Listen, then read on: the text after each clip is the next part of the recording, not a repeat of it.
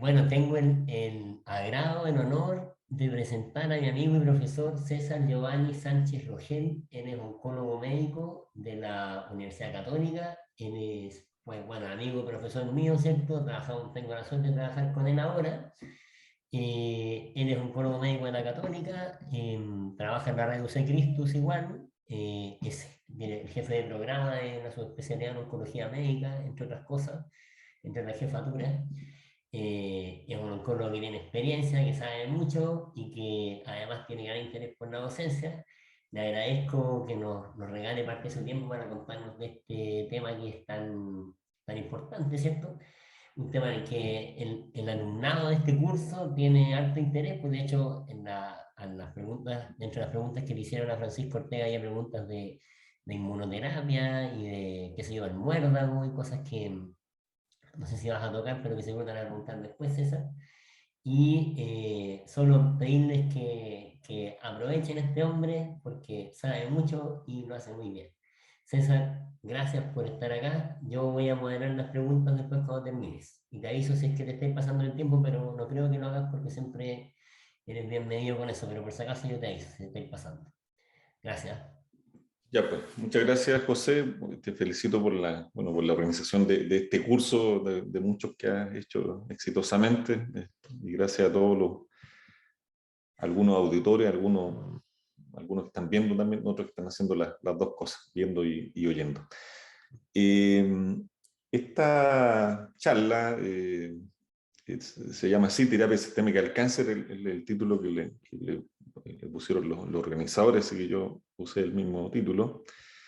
Y vamos a hablar hoy día de esto, de por qué terapia sistémica en cáncer, de los tipos de terapia sistémica, de los efectos colaterales, de cómo se puede seleccionar una terapia sistémica y cómo se evalúan sus resultados, o sea, cómo sabemos si no fue bien o no fue mal, cuando podemos saberlo. Esta unidad diapositiva de José Esteban Peña Durán, que muestra el tratamiento del cáncer en dos grandes focos, ¿cierto? Uno que es el tratamiento local, y ejemplos de eso son la cirugía y la radioterapia, y el otro el tratamiento sistémico, que el doctor Ortega mencionó, y yo vi la parte de las preguntas y sé que él respondió algunas de esas preguntas. Ahora, si uno lo mira en globo, ¿cierto? La terapia sistémica de cualquier cosa y del cáncer en particular debería ser un poquito como el monito que está ahí, enfocado en múltiples factores, ¿cierto? Genéticos, ambientales, modificables, no modificables, ¿cierto? Y si nosotros tratáramos sistémicamente la enfermedad como un sistema y en todo el órgano y como un sistema en la persona, en la familia, etcétera, deberíamos, ¿cierto? Cuando hacemos terapia sistémica hablar de todo eso, pero eso es un concepto que no es tan cierto en la realidad porque muchas veces cuando hablamos de terapia sistémica nosotros y en general nos referimos a terapias directas, ¿cierto? Antitumor. Y no estamos hablando de otras cosas sistémicas que son muy importantes, que voy a tal vez mencionar después, que tienen que ir con aspectos modificables, no modificables, ambientales, familiares, etcétera, que van más allá de dar una droga para matar células de cáncer. Y el tratamiento sistémico habitualmente se agrega a un tratamiento local para curar la mayor parte de los tumores sólidos. Como yo soy oncólogo de tumores sólidos, esta charla está un poco dirigida a eso. Sin embargo, hay una gran área de tumores líquidos, ¿cierto? La leucemia, los linfomas, que muchos de ellos no requieren un tratamiento local, como la cirugía o la radioterapia, pero sí la mayor parte de los tumores sólidos requieren de esta combinación de tratamientos. Y el tratamiento sistémico viene en varios sabores y colores. El más habitual es la quimioterapia citotóxica, ¿cierto? Y por eso otro nombre que nos dan los oncólogos médicos de quimioterapeuta. Pero también hay un montón de otras cosas que se mencionaron en la exposición anterior, como las terapias hormonales, la inmunoterapia, los anticuerpos, las moléculas pequeñas, los inmunoconjugados, etcétera. Hay un montón de otros tipos de terapias que son sistémicas anticáncer. ¿Por qué hay que dar terapia sistémica? Bueno, porque muchos cánceres tienen enfermedad micrometastásica. Eso quiere decir que muchos tumores al comienzo, a pesar de que nosotros pensamos que están localizados, pueden tener células microscópicas dando vuelta en el cuerpo, ya sea que las vemos al comienzo o esas células pueden enaltecer a veces 10, 20 años después y explicar por qué una persona que tuvo un cáncer, se curó, entre comillas, puede tener una recurrencia muy tardía. Pueden tener enfermedad macrometastásica, o sea, enfermedad que nosotros vemos a los ojos humanos, en otro órgano más allá del de donde se originó el tumor, por ejemplo, un cáncer pulmonar, con enfermedad, ¿cierto?, en el cerebro que nosotros vemos en una imagen, eso se llama macrometastásica y eso también puede requerir terapia sistémica. También hacemos terapias sistémicas para mejorar, por ejemplo, los resultados de una cirugía. Si tenemos un cáncer muy grande y queremos achicarlo para que la cirugía sea más pequeña, o para conservar ese órgano sin sacarlo, por ejemplo, un cáncer de cuello uterino, un cáncer de laringe, un cáncer de recto. Uno podría hacer una terapia sistémica que ayuda a controlar el tumor localmente, sistémicamente, y permite entonces una cirugía más pequeña, conservadora. Y también la quimioterapia sensibiliza a otros tratamientos, y cuando nosotros en muchos casos usamos quimioterapia y radioterapia, ¿cierto?, ambos efectos pueden tener sinergia, pueden aumentar el efecto de ambos por separado, y entonces se logra mejores resultados en el largo plazo también.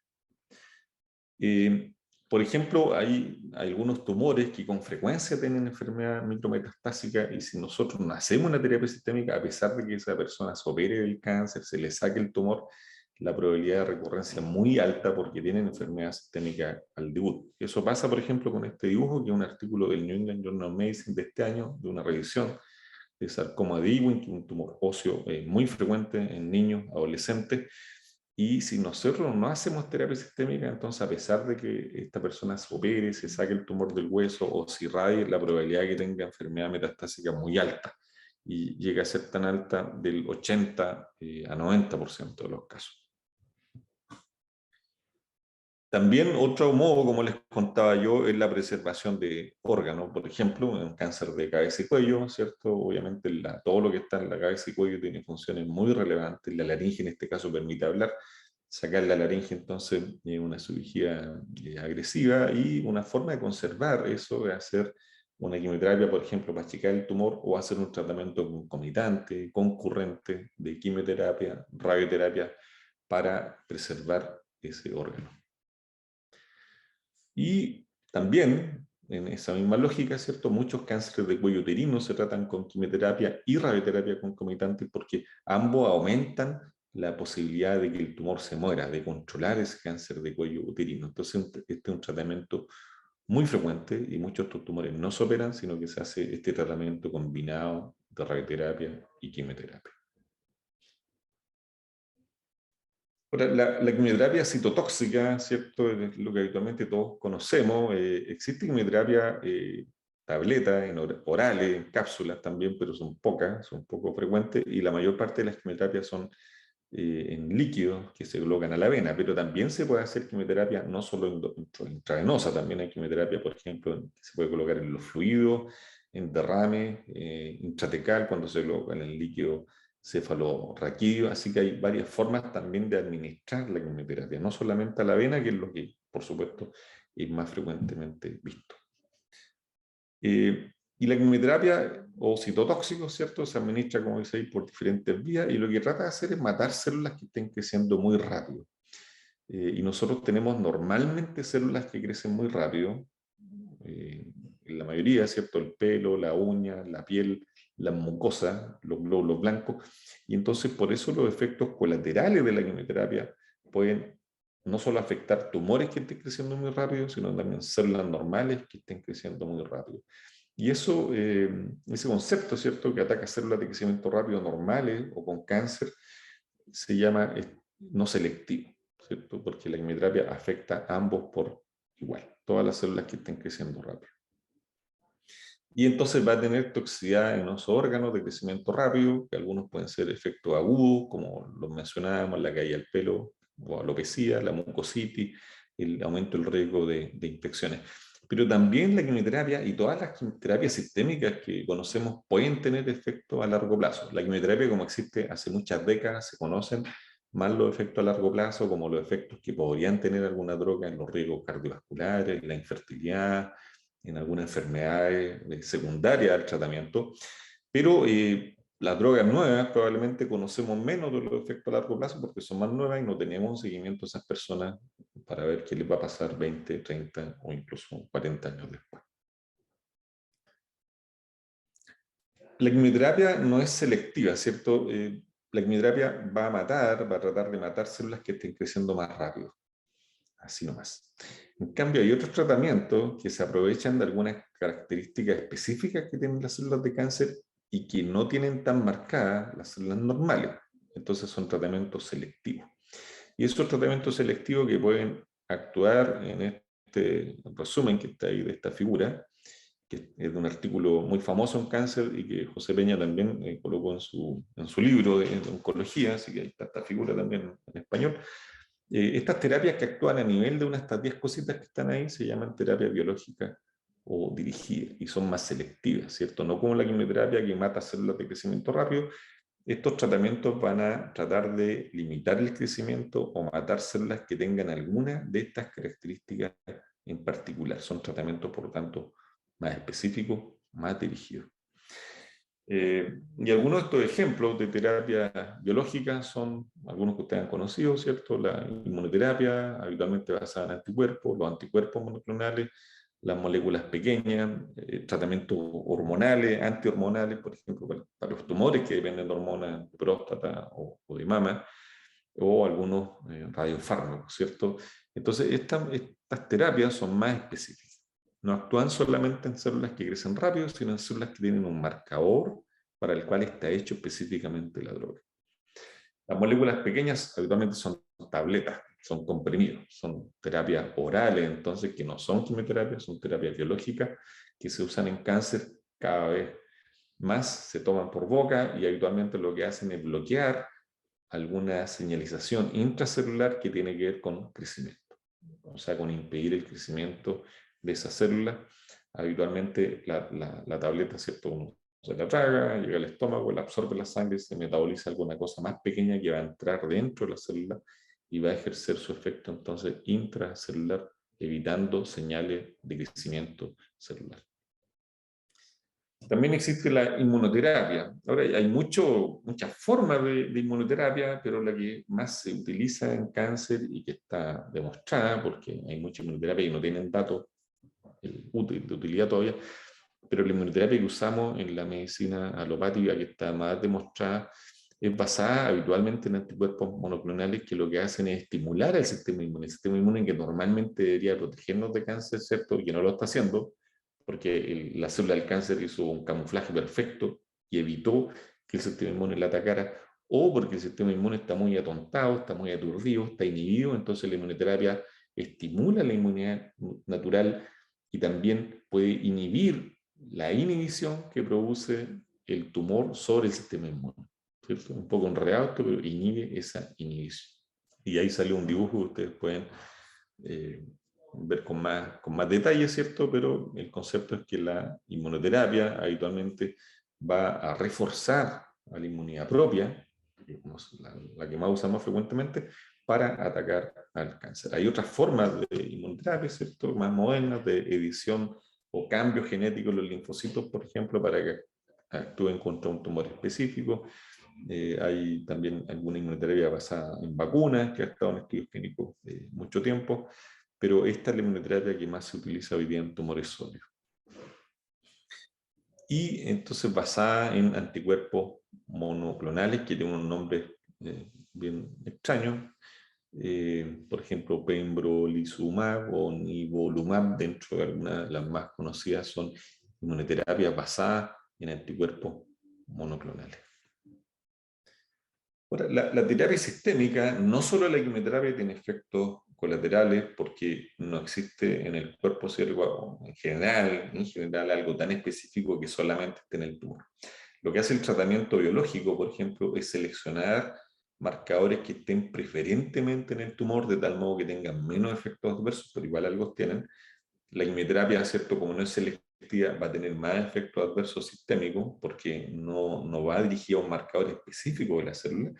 Y los efectos colaterales más frecuentes pueden ser los que están aquí, habitualmente asociados a la quimioterapia. Sin embargo, la inmunoterapia, como va a estimular la inmunidad, también puede producir efectos derivados de eso, efectos adversos que tienen que ver con la autoinmunidad. Por ejemplo, anticuerpo antitiroide, tiroiditis, anticuerpos contra el pulmón, por ejemplo, neumonitis, contra el colon, colitis. Y por eso es que en personas que ya tienen una enfermedad autoinmune de base, ¿cierto? Existe una contraindicación relativa, se puede usar con ciertas precauciones la inmunoterapia. Entonces también tiene algunos efectos en el sistema inmune, la inmunoterapia y las terapias biológicas también tienen algunos efectos colaterales. Lo que estamos más acostumbrados nosotros cuando identificamos a una persona que recibe quimioterapia, ¿cierto? Porque está sin cabello, está con alopecia. Pero hay otros efectos, ¿cierto? Desde el punto de vista médico, nosotros nos preocupamos mucho de las infecciones, porque la quimioterapia baja los glóbulos blancos o aumenta el riesgo de infecciones. Ahora, y esta es una idea que puso José Peña en unas clases tiempo atrás, donde buscar los efectos, yo la actualicé un poquito, ¿cierto? Una opción es, si uno quiere investigar más de efectos adversos, si de repente hay un paciente que consulta porque está usando una droga u otra, y uno no sabe si el efecto adverso está reportado o no, porque hay efectos que son muy frecuentes, pero hay otros que son más raros, a veces difíciles de asociar también. Pueden buscar acá en esta página CancerNet, que está en español, o la Sociedad Española de Oncología Médica también tiene un sitio donde uno puede buscar toxicidad. Aparte, bueno, la Sociedad Española de Oncología tiene muchas otras cosas entretenidas para ir a buscar. Dentro de esas también uno puede ir a buscar toxicidad de los tratamientos oncológicos. También está Cáncer, Ontario Cancer Care, que es una página que estaba moderna, está una versión más antigua, pero también ahí uno puede buscar protocolo de tratamiento, toxicidad de los tratamientos. Ahora, ¿por qué tratar un cáncer? Y esto tiene que ver con cómo nosotros evaluamos los resultados, ¿cierto? Y depende de qué objetivo tenemos para tratar el cáncer, cómo vamos a evaluar el resultado. Si vamos a curarlo, si queremos hacer un tratamiento paliativo para alargar la vida o para aliviar los síntomas o para mejorar la calidad de vida, ¿cierto? Los tratamientos tienen intenciones teóricas que son diferentes de acuerdo al tipo de cáncer, a la etapa del cáncer, de acuerdo a la persona, de acuerdo a los recursos, por supuesto, la oportunidad donde estamos, un montón de factores. Y esos factores tienen que ver con la biología del cáncer. Hay cánceres que son más agresivos, hay cánceres que tienen terapia biológica definida y otros que no tienen terapia o marcadores biológicos definidos. Depende de la carga de enfermedad o de la etapa, que es algo muy importante desde el punto de vista anatómico. Mientras más volumen de enfermedad, mientras más carga de enfermedad, ¿cierto? En general la curación o las posibilidades de curación son más bajas. Digo en general porque hay tumores que a pesar de eso, a pesar de que tienen harta carga de enfermedad, son muy sensibles al tratamiento. Por ejemplo, el cáncer de testículo, ¿cierto? Que es muy sensible al tratamiento y se puede curar también. Depende de la evolución, hay cánceres que evolucionan más agresivos, otros son más indolentes, ¿cierto? Hay muchos cánceres de próstata y son muy indolentes y sin tratamiento pueden tener larga sobrevida o la persona puede estar décadas con el cáncer puesto, digamos, y tener un evento por otro motivo, un evento fatal por otro motivo no asociado a ese cáncer. También de factores del paciente, ¿cierto? Y esto tiene que ver con el estado funcional que mencionó también el doctor Ortega. No siempre el carné, ¿cierto?, tiene que ver con el estado funcional, pero sí la edad es importante porque personas mayores van a tolerar peor un tratamiento que personas más jóvenes, en general un tratamiento citotóxico. Si una persona, por ejemplo, es diabética y nosotros para muchos las quimioterapias tenemos que usar corticoides, eso va a hacer que su diabetes se eche a perder, por ejemplo. Si tiene la misma diabetes puede tener neuropatía y algunas quimioterapias producen neuropatía.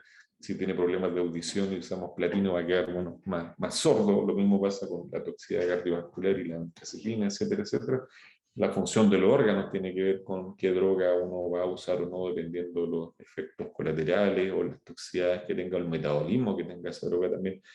Y algo muy importante, que depende, ¿cierto?, de esta conversación con las personas, la preferencia que tienen las personas con respecto, por ejemplo, a un tratamiento oral versus un endovenoso, tratamientos que se hacen cada 4 semanas, otros que son semanales, tratamientos que requieren algún manejo en la casa, otros que son todo intrahospitalario, ambulatorio. Entonces hay un montón de factores que influyen, aparte del objetivo del tratamiento, de si el tratamiento es curativo o paliativo, dependen también de todos estos factores que tienen que ver con la enfermedad, pero también muy importante con las personas y su familia.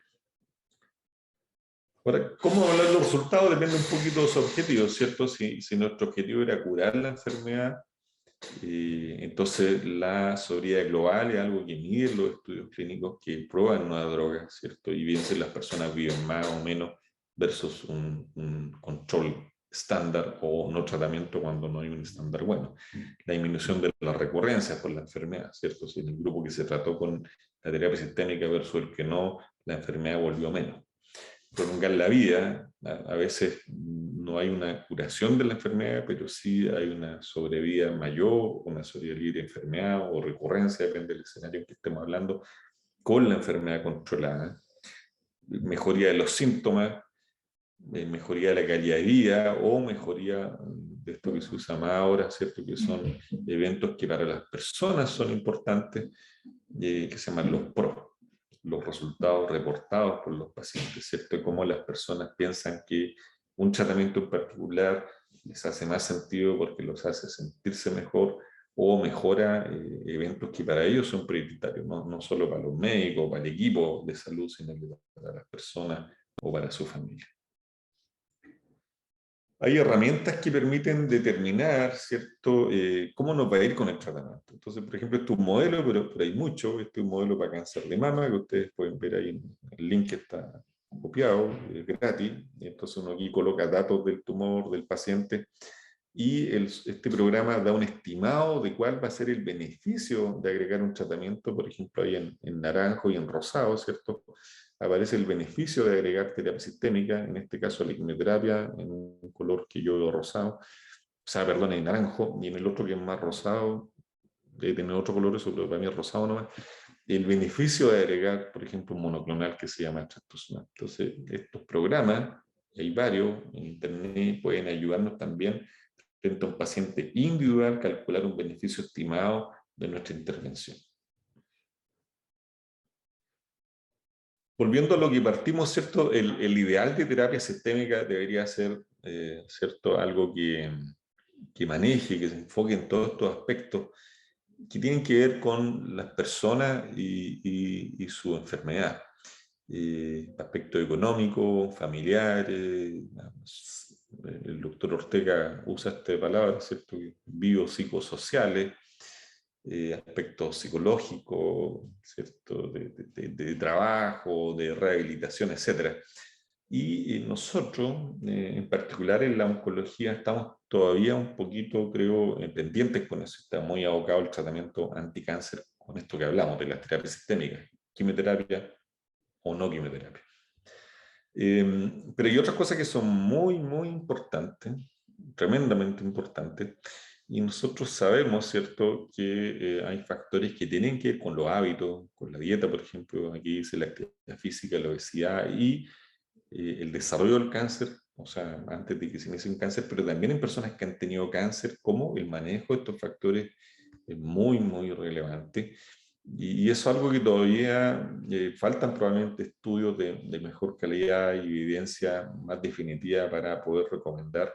Obviamente sabemos que una dieta sana, balanceada, el mantener la actividad física y el no subir de peso es muy importante, pero tal vez falta definir un poquito más en específico cuál alimento o qué dieta o qué tipo de actividad física en particular para cada persona individual es mejor para prevenir o para apoyarnos en el tratamiento del cáncer o para disminuir la recurrencia. Entonces la terapia sistémica también debería incorporar estos factores en esa ecuación. Y solo para mostrar esto nomás, que la inmunoterapia, que es algo que está muy de moda en cáncer, se usa mucho, un tratamiento que ha cambiado la historia de algunos tumores, por ejemplo, el cáncer de piel, el melanoma, ¿cierto? Eso, hoy día tenemos pacientes con enfermedad avanzada que se pueden curar, cosa que hace algunos años atrás no pasaba. Y esto muestra cómo hay factores ambientales también, lo que están mencionados ahí, factores de hábito, que tienen que ver con cómo nuestro cuerpo responde a la inmunidad, a la inmunoterapia, cómo ese tratamiento va a ser distinto de acuerdo a estos factores ambientales. Sin embargo, todavía no conocemos bien. Sabemos que influyen, pero no sabemos bien cómo modular esto en cada persona en particular. Así que hay un espacio ahí para estudio, hay un espacio para conocer más datos, y yo espero que en los próximos años, ¿cierto?, la consulta oncológica no solo sea una indicación de un tratamiento sistémico como el que conversamos antes de quimioterapia, inmunoterapia, sino también de hábitos, de estilos de vida, de cambio en cómo nosotros enfrentamos la enfermedad de forma sistémica. Probablemente ese paso desde el quimioterapeuta, como está ahí en el dibujo de arriba, ¿cierto?, puras quimios nomás, este paso de quimioterapeuta a un tratamiento sistémico integral tiene que ver no solo con lo que nosotros los oncólogos médicos sabemos hacer o nos entrenamos, sino también con un trabajo interdisciplinario, y probablemente la visión de todos estos profesionales de la salud. Me faltan más y no puse más porque si no la diapositiva queda muy llena. Kinesiólogos, profesionales, ¿cierto?, de cuidados del dolor o paliativos, nutricionistas, psicólogos, psiquiatras, trabajadores sociales, rehabilitadores, fisiatras, terapeutas, arte y terapia, etcétera, probablemente para migrar de este quimioterapeuta hacia un manejo sistémico del cáncer. Creo que necesitamos trabajar más en interdisciplina. Necesitamos también más datos, probablemente, de buena calidad para saber cómo estas intervenciones van a influir en los tratamientos.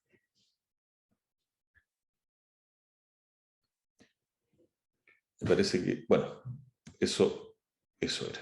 Muchas gracias. César, perfecto. Pues eso, dejar de compartir la pantalla. Como siempre, te agradezco la clase, la claridad, ¿cierto? Y además, justo sé que hablamos de cosas medias parecidas. Yo hablé de carcinogénesis hablamos de sueños, estas cosas que no se saben cómo impactan, ¿cierto? De alimentación, y que hiciste muy elegantemente alusiones. No están escribiendo preguntas, no sé si es bueno o es malo, pero voy a rescatar preguntas previas. Eh, Porque en la charla de Francisco quedaron un par de cosas pendientes de esto. Entonces, una de las preguntas es... ¿Dónde está la mía? Oye, a veces cuando los pacientes dicen agotan todas las líneas disponibles, y a veces piden líneas desde la medicina convencional, digamos, y piden consejos sobre tomar algunos medicamentos, y preguntan acá con dos cosas puntuales. Una, el muérdago, y dos, inmunoterapia de una sociedad que se llama Sochidex. Cacha, muy específico la segunda. ¿Qué piensan de eso?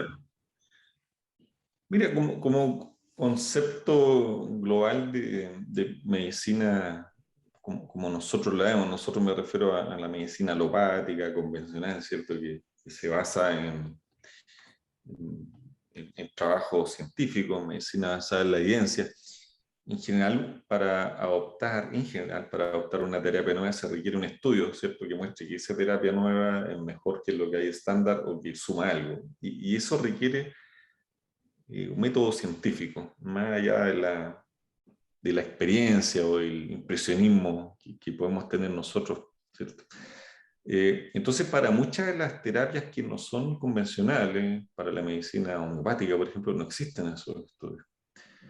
Para muérdago en particular, sí hay algunos estudios, y lo que yo no soy experto en eso, pero lo que he revisado, porque muchos pacientes preguntan y usan muérdago, es que el muérdago no tiene un efecto antitumoral potente, relevante, y lo que está demostrado en algunas personas es que podría disminuir la náusea, la fatiga, pero no hay un efecto anticáncer per se, demostrado en estudios bien hechos, con un número de pacientes y seguimiento importante. Y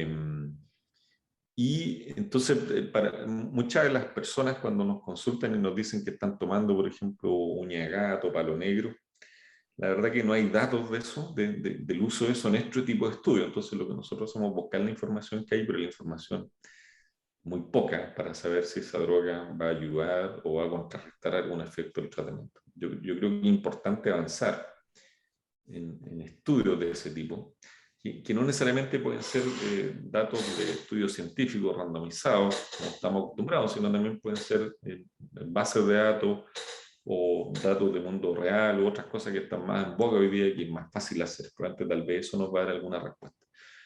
Con respecto a la segunda pregunta de la inmunoterapia, yo a veces a los pacientes les doy el ejemplo de las vacunas, ¿cierto? Las vacunas existen hace muchos años en el mundo. Chile antes hacía vacunas y hoy día no.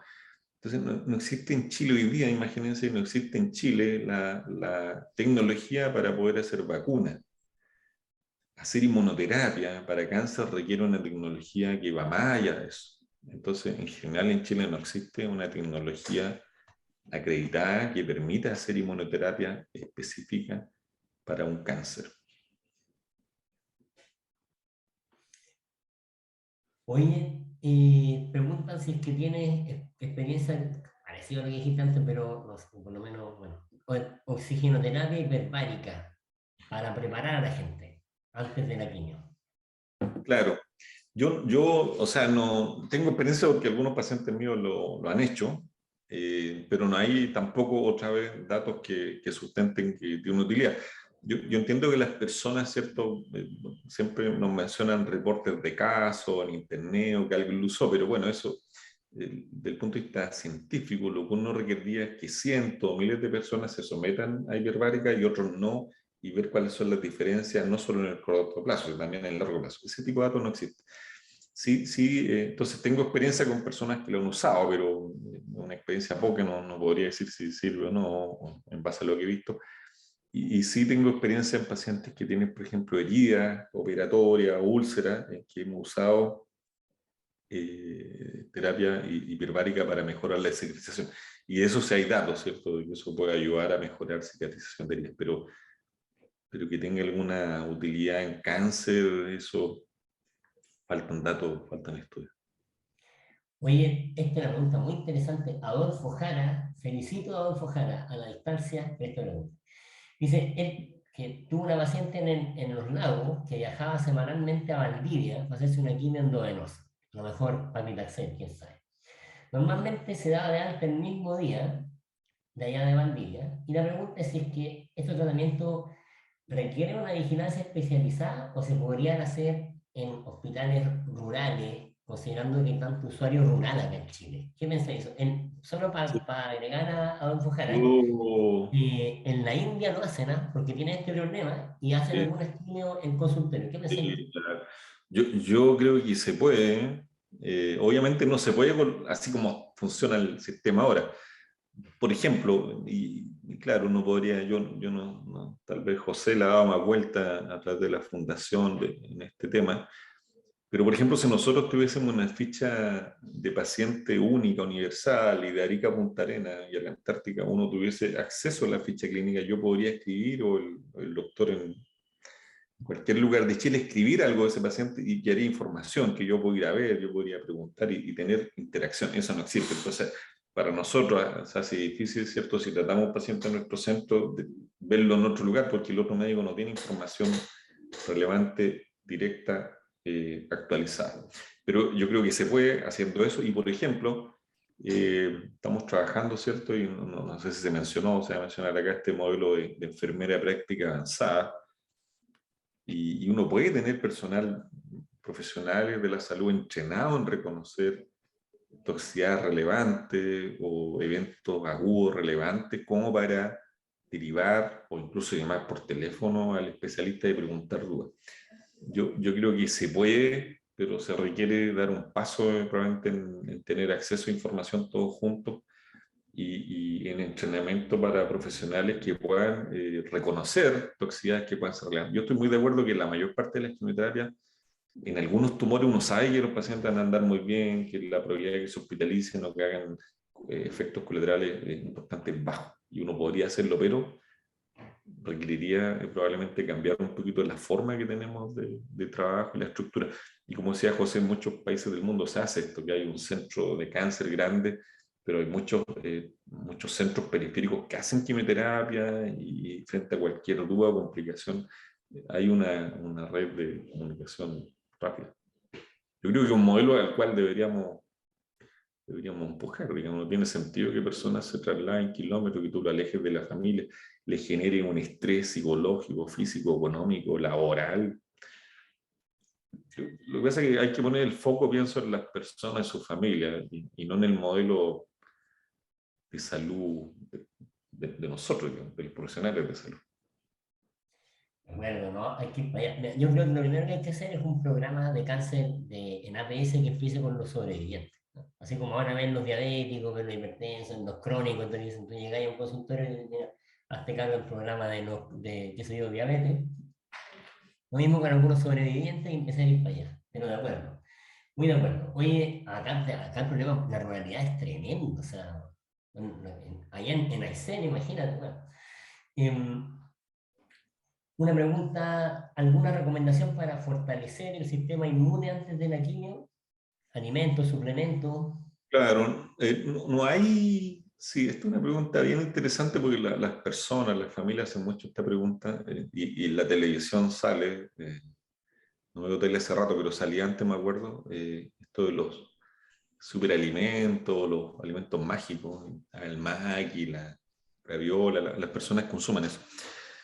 Hay pocos datos igual, ¿cierto? Y si ustedes ven estudios que dicen que, no sé, que aumentó la inmunidad, la mayoría de esos estudios son in vitro, en líneas celulares, en animales o en pocas personas.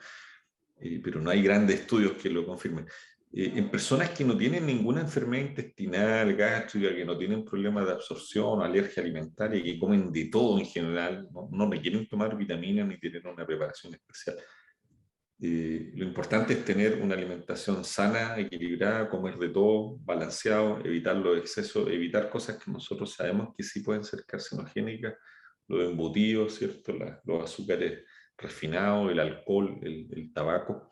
Ojalá hacer actividad física. Está demostrado que las personas que hacen actividad física, que tienen más musculatura, toleran mejor los tratamientos en cualquier etapa de la enfermedad. Entonces yo creo que mantenerse activo física, mental, corporalmente, y tener estos estilos de vida sanos que parecen ser de sentido común, pero que es lo más difícil de hacer, ¿cierto? Las personas a veces dicen, uno mismo dice, mira, yo hago ejercicio, como sano, pero me fumo 2 cajetillas al día, entonces ahí como que se nos va un poquito a las pailas nuestro discurso, pero bueno, somos así, de yin y yang.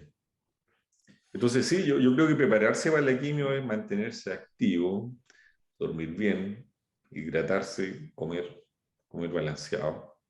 Idealmente, incluso durante el tratamiento, hacer actividad física dentro de lo que mostráis de la interdisciplinariedad, ¿cierto? Hay muchos programas, por ejemplo, de prehabilitación o de ejercicio antes del tratamiento, tratando de mantener la actividad o recuperar la movilidad en una persona que, por ejemplo, tuvo una cirugía. Tratar de recuperar la movilidad, recuperar la musculatura, eso también ayuda mucho a prepararse para una inmunoterapia o para una terapia sistémica en general. Oye, tres preguntas más porque ya va a irse Federico. ¿Crees que hay diferencia entre las drogas citotóxicas genéricas y originales? La pregunta. Bueno, probablemente o sea, yo englobo, o sea, diferencias va a haber seguro, los excipientes, ¿cierto? Por ejemplo, muchas de las quimioterapias en laborales, sobre todo, uno ve que los recubiertos, los excipientes son distintos, por supuesto que son distintas fábricas y probablemente en muchas de las quimioterapias los preservantes y todo son distintos. Pero hay agencias, ¿cierto?, regulatorias que ven esto, europeas, norteamericanas, canadienses, que revisan, bueno, en Chile está el ISP, pero hay agencias que revisan más directamente esto y el compuesto químico, probablemente el mismo, y en muchos países del mundo desarrollado, de hecho, no se usan drogas de marca, por decirlo así, en los hospitales, y sí se usan drogas que tengan acreditación bajo esta agencia, así que yo en general creo que hay bastante seguridad en Chile si esa droga está aprobada por el ISP o por otra agencia europea o norteamericana de que la droga es eficiente y casi todo el mundo se usa en esa droga y no necesariamente la droga de marca. Exacto, o sea, probablemente hay diferencias, sí, pero así como que uno diga, no, mira, es que no se puede trabajar sin el original, pero claro, sobre todo lo vemos en laborales de repente, algunos temas de tolerancia, pero uno tiene que acostumbrarse a saber lo que está trabajando, ¿cierto? Claro, pasa lo mismo en la droga de diabetes o de la tiroides, ¿cierto? Sí, Incluso el omeprazol, algunas personas dicen, esta marca me cae bien por lo otro, no, pero tiene que ver con lo exigente, no probablemente con el compuesto químico. de todas maneras. Oye, dos preguntas más. Una es si es que, ¿cuánto tiempo tardan en desaparecer los efectos adversos de la quimio?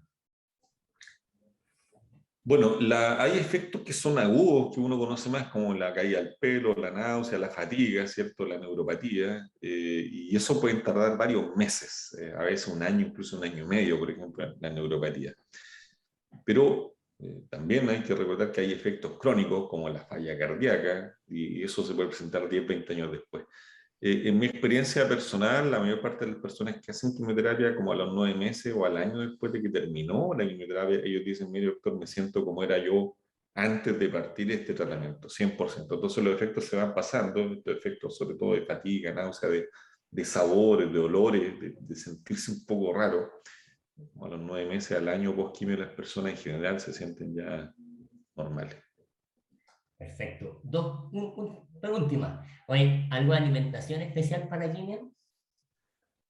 Lo mismo que hablé antes, nomás yo creo que evitar los excesos, sobre todo el día de la quimio y el día anterior, es importante comer liviano, porque si las personas comen mucho, muy pesado, les va a dar mucha náusea, mucho reflujo, mucha acidez. Así que comer liviano, comer variado, comer, comer sano. Algunos datos, y es porque ha sido lo más estudiado probablemente, ¿cierto? Y lo que se ha expuesto más a los estudios dicen que la dieta mediterránea es una dieta que combina todas estas cosas.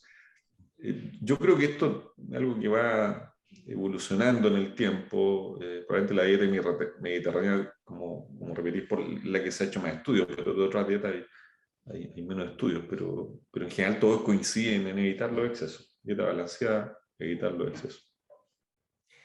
Última, pregunta romántica, ¿no? ¿Cuál crees tú que es el futuro de la terapia sistémica del cáncer? Me gustó la pregunta. Yo, como mostré ahí, espero, pero yo no sé cuál va a ser, porque no, es la idea que uno tiene con uno más personal, tal vez, de que, solo para dar un ejemplo, ¿cierto? Que lo mencioné y no le puse nombre, pero a lo mejor lo mencionaron antes, la microbioma, ¿cierto? Que es cómo nosotros podemos estudiar la flora intestinal y definir cada persona, tiene una flora intestinal determinada y va a responder un tratamiento en forma distinta de acuerdo a eso. E incluso el ánimo, el estrés, los medicamentos, los antibióticos, la quimio, la inmuno, va a cambiar, la comida va a cambiar esa flora, o sea, somos lo que comemos. Yo espero que en algún momento entonces podamos definir en base a particularidades individuales de la persona cuál va a ser el mejor tratamiento en ese momento y también en forma dinámica, mes a mes. Con los ciclos de la luna le gustaría decir a José Peña que yo iba a decir, pero no voy a decir eso, sino que iba a decir de acuerdo a cómo va cambiando su cuerpo también con el tratamiento. Creo que estamos lejos de eso. Nosotros, por ejemplo, yo hoy día en la mañana hice consulta, entonces veo un hemograma, un perfil bioquímico de una persona, un electrocardiograma puede ser, y con eso defino qué tratamiento va a tolerar. Pero creo que estamos muy lejos de conocer en realidad cómo esa persona, por ejemplo, va a metabolizar la quimioterapia, cómo su intestino, su inmunidad va a cambiar por los tratamientos, etcétera. Yo espero que lleguemos a eso, a una cosa más personalizada, de acuerdo a factores que son sistémicos. Fantástico, César. Bueno, te agradezco tu lucidez y tu claridad, ¿cierto? Tu tiempo valioso. Y damos paso a otra presentación. Muchas gracias, César, de verdad. Te Gracias. llamo saliendo. O sea, te llamo cuando empiece el Federico.